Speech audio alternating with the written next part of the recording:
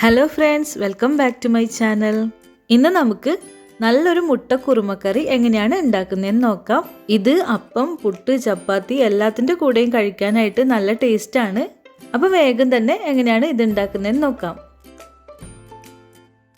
ആദ്യം തന്നെ അടി കട്ടിയുള്ള ഒരു പാത്രത്തിലേക്ക് ഒരു 1.5 ടേബിൾ സ്പൂൺ വെളിച്ചെണ്ണ ഒഴിച്ചു കൊടുക്കാം.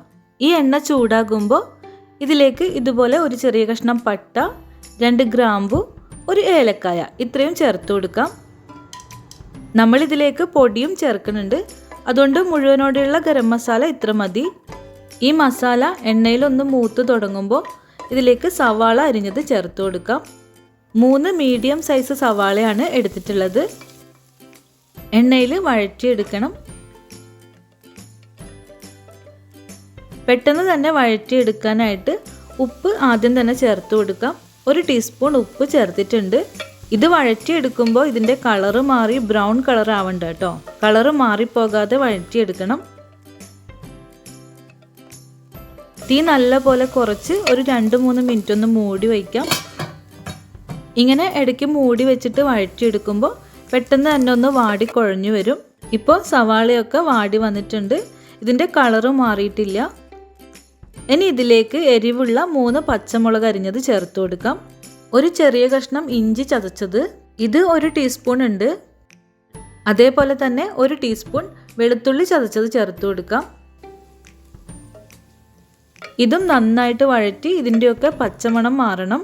ഇങ്ങനെ മൂത്ത് വരുമ്പോൾ ഒരു ചെറിയ തക്കാളി അരിഞ്ഞത് ചേർത്ത് കൊടുക്കാം. 3 മീഡിയം സവാളയ്ക്ക് ഒരു ചെറിയ തക്കാളി മതി.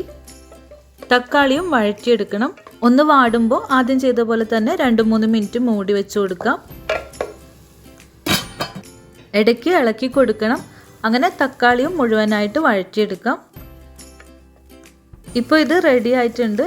ഇനി തീ ഒന്ന് കുറച്ച് വയ്ക്കണം. എന്നിട്ട് വേണം പൊടികൾ ചേർക്കാൻ. 1/4 ടീസ്പൂൺ മഞ്ഞൾപ്പൊടി, 2 ടേബിൾ സ്പൂൺ മല്ലിപ്പൊടി, 1 ടീസ്പൂൺ നല്ല എരിവുള്ള കുരുമുളക് പൊടി, പിന്നെ ഒരു 1/4 ടീസ്പൂൺ ഗരം മസാല പൊടി കൂടെ ചേർത്ത് കൊടുക്കാം. ഇതിലേക്ക് നമ്മൾ ചുവന്ന മുളക് പൊടി ചേർക്കില്ല. പച്ചമുളകിന്റെയും കുരുമുളകിന്റെയും എരിവാണ് കറിക്ക് വേണ്ടത്. എരിവ് അതനുസരിച്ചിട്ടുള്ള അളവ് ചേർക്കണം. ചെറിയ തീയിൽ ഈ പൊടികളും കരിഞ്ഞു പോവാതെ മൂപ്പിച്ചെടുക്കണം. അപ്പോൾ ഇത് റെഡി ആവുമ്പോൾ നമുക്കിതിലേക്ക് 1 കപ്പ് ചൂടുവെള്ളം ചേർത്ത് കൊടുക്കാം. നന്നായിട്ടൊന്ന് മിക്സ് ചെയ്യണം. ഈ കറി തിളച്ചു തുടങ്ങുമ്പോൾ ഇത് മൂടി വെച്ച് ഒരു 5 മിനിറ്റ് കുക്ക് ചെയ്യാം. തീ കുറച്ച് വെച്ചാൽ മതി. കറി നന്നായിട്ട് തിളച്ച് വന്നിട്ടുണ്ട്. ഈ ഒരു ടൈമിൽ ഇതിലേക്ക് 1/2 ടീസ്പൂൺ പെരിഞ്ജീരകം പൊടിയും കുറച്ച് കറിവേപ്പിലയും ചേർത്ത് കൊടുക്കാം. ഇതിങ്ങനെ ലാസ്റ്റ് ടൈമിൽ ചേർക്കുമ്പോഴാണ് ഇതിൻ്റെ ഒരു ഫ്ലേവറും സ്മെല്ലും കറിക്ക് ഉണ്ടാവുക. ഇത് വീണ്ടും കുറച്ച് സെക്കൻഡ് കൂടെ ഒന്ന് മൂടി വയ്ക്കാം. 6 കാഷ്യൂ നട്ട്സ് കുറച്ച് സമയം വെള്ളത്തിൽ കുതിർത്ത് വെച്ചതാണ്. ഇത് നന്നായിട്ടൊന്ന് അരച്ചെടുക്കണം. 1 മിനിറ്റ് കൂടെ ആവുമ്പോൾ കറിയിലേക്ക് കാഷ്യൂ നട്ട് അരച്ചത് ചേർത്ത് കൊടുക്കാം. ഇത് ചേർക്കണമെന്ന് നിർബന്ധമല്ല, ഉണ്ടെങ്കിൽ ചേർത്താൽ മതി. കറി തിക്കാവാനായിട്ട് നല്ലതാണ്. പിന്നെ ഒരു സ്പെഷ്യൽ ടേസ്റ്റും ഉണ്ടാകും. 1 കപ്പ് തേങ്ങാപ്പാലും കൂടെ ചേർക്കാം. നല്ല കട്ടി തേങ്ങാപ്പാലല്ല, മീഡിയം തിക്കിലുള്ള തേങ്ങാപ്പാലാണ് എടുത്തിട്ടുള്ളത്. തേങ്ങാപ്പാൽ ചേർക്കുമ്പോൾ ചെറിയ തീയിലേ വയ്ക്കാവൂ. കറി ഇളക്കിക്കൊണ്ടിരിക്കണം, അല്ലെങ്കിൽ ചിലപ്പോൾ പിരിഞ്ഞു പോകും. തണുത്ത തേങ്ങാപ്പാൽ ഒഴിക്കരുത്. തേങ്ങ പിഴിഞ്ഞെടുക്കുമ്പോൾ ചൂടുവെള്ളം ചേർത്തിട്ട് പിഴിഞ്ഞെടുത്താൽ മതി. തേങ്ങാപ്പാൽ ചേർത്ത ശേഷം ഇതിൻ്റെ ഉപ്പും എരിവും പാകത്തിനുണ്ടോയെന്ന് നോക്കണം. എരിവിന് കുരുമുളക് പൊടി ചേർത്താൽ മതി. ഇങ്ങനെ ഇളക്കി കൊടുത്ത് കറി ചൂടാക്കി എടുക്കണം.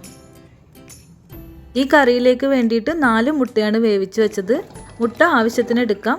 മുട്ട വെന്ത് കഴിയുമ്പോൾ പെട്ടെന്ന് തന്നെ അത് തണുത്ത വെള്ളത്തിലേക്ക് മാറ്റിയാൽ മതി. അപ്പോൾ അതിൻ്റെ തോട് നല്ല പെർഫെക്റ്റ് ആയിട്ട് പൊളിച്ചെടുക്കാൻ പറ്റും. അപ്പോൾ ഇതിൻ്റെ സൈഡൊക്കെ ഒന്ന് വരഞ്ഞതിന് ശേഷം കറിയിലേക്ക് ചേർത്ത് കൊടുക്കാം. മുട്ടയുടെ ടേസ്റ്റ് കൂടുതൽ കറിയിലേക്ക് വേണമെന്നുണ്ടെങ്കിൽ 2 കഷ്ണമായിട്ട് കട്ട് ചെയ്ത് ചേർത്താൽ മതി. ഇതും ചേർത്ത് മിക്സ് ചെയ്ത് ഒന്ന് ചൂടായി കഴിയുമ്പോൾ ഫ്ലെയിം ഓഫ് ചെയ്യാം. താളിക്കാനായിട്ട് 1 ടേബിൾ സ്പൂൺ വെളിച്ചെണ്ണ ചൂടാകുമ്പോൾ അതിലേക്ക് 6 ചെറിയുള്ളി അരിഞ്ഞത് ചേർത്ത് കൊടുക്കാം. ഇത് ബ്രൗൺ കളർ ആകുന്നത് വരെ മൂപ്പിച്ചെടുക്കണം. കറിയിലേക്ക് ചെറിയുള്ളി മൂപ്പിച്ചത് ചേർത്ത് കൊടുക്കാം. പിന്നെ ലാസ്റ്റ് കുറച്ച് മല്ലിയിലയും ചേർക്കാം. ഇത് ചേർത്തിട്ട് പെട്ടെന്ന് തന്നെ മിക്സ് ചെയ്യണ്ട. ഒരു 5 മിനിറ്റ് മൂടി വെച്ച ശേഷം മിക്സ് ചെയ്താൽ മതി. അപ്പോൾ നമ്മുടെ കറി ഇവിടെ റെഡി ആയിട്ടുണ്ട്. നല്ല ടേസ്റ്റുള്ള മുട്ടക്കുറുമിയാണ്. വീട്ടിൽ ട്രൈ ചെയ്ത് നോക്കണം. അഭിപ്രായങ്ങൾ അറിയിക്കണം. പുതിയ റെസിപ്പി ആയിട്ട് വീണ്ടും കാണാം. താങ്ക്